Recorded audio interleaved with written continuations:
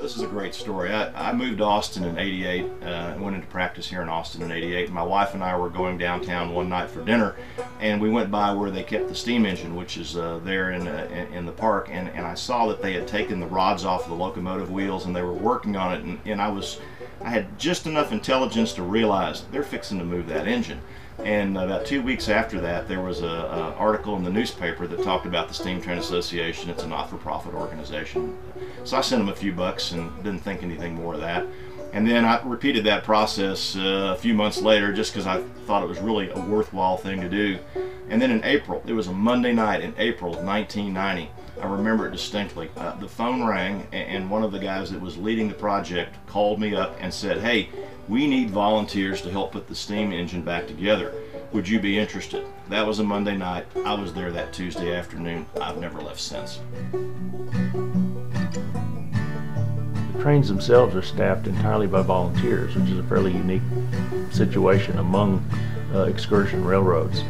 That everybody who works on this train, car attendants, conductors, engineers, brakemen, firemen, are volunteers, and they do it just because they love it.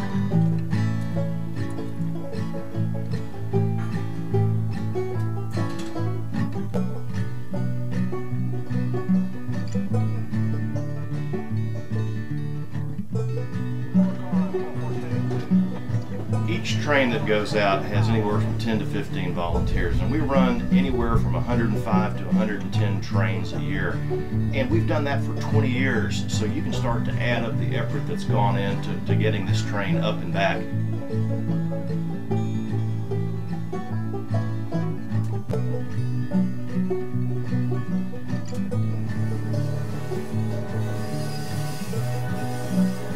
Employee base does this because they love what they do and they have a passion for it. You're going to go through the same amount of training and work here as you would going to work for one of the big railroads, either freight or passenger carrier. You know, our goals are historic preservation. That's the chief thing, but it's historic preservation that people can participate in.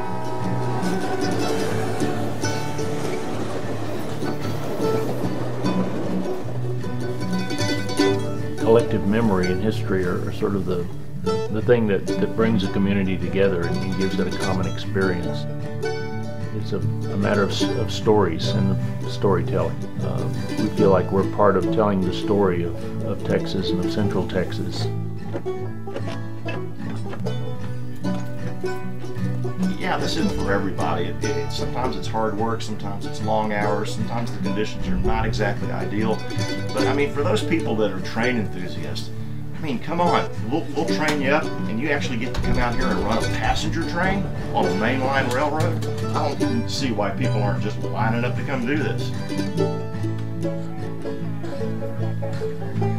It gives people an opportunity to actually get out and do hands-on railroading that none of us ever dreamed we'd be able to do, but get to come out here and do it every week. About 2 to 3 more, 42.